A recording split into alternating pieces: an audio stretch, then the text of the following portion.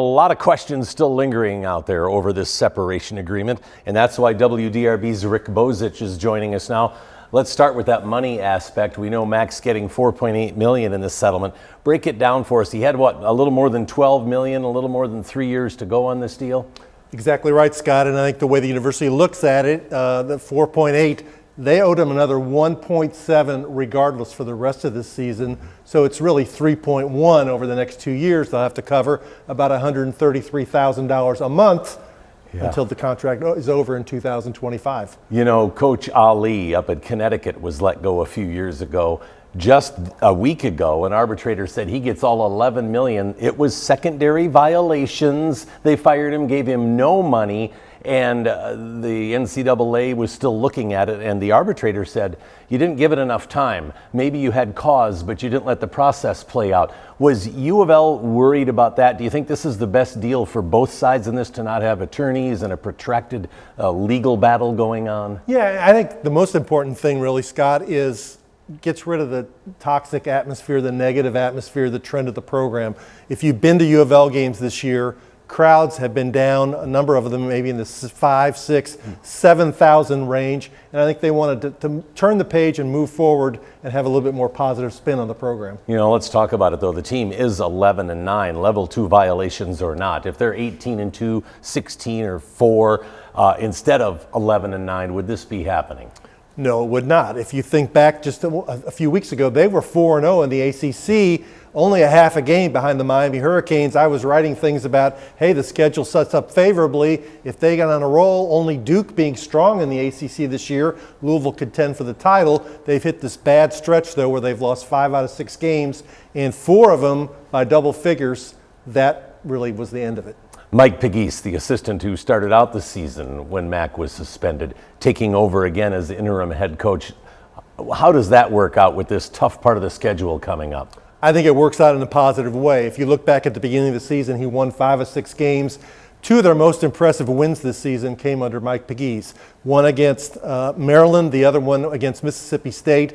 The players seemed engaged, like they want to play for him. And I think for the players, it's a fresh start. No, they're probably not going to make the NCAA tournament, but they can put a different spin on this season in the way they're remembered. You know, we don't have a full-time university president right now. The athletic director is an interim, Josh HEIRD. There's no basketball coach. There's the level 2 investigation going on with some violations.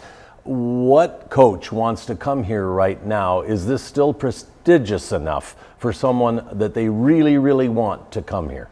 Yes, without a doubt. It's a top 10 job in the country. I can tell you, I got text messages today from a couple guys who are associated with head coaches saying, hey, if you're making a list of the top 10 candidates, put my guy on there.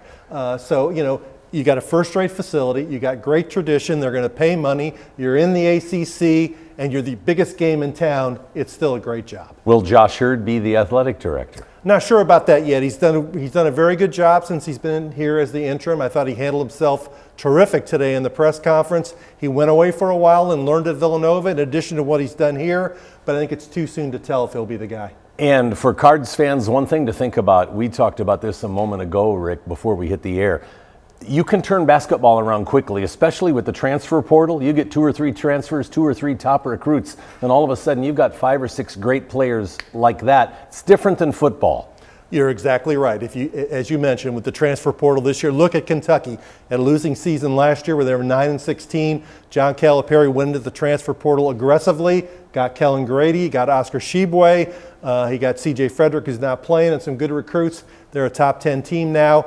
That is the plan going forward. There is no 5-year plan, 2-year plan. And as we wrap up, your top pick, if you're putting those odds up in Vegas, is it the former Card Kenny Payne?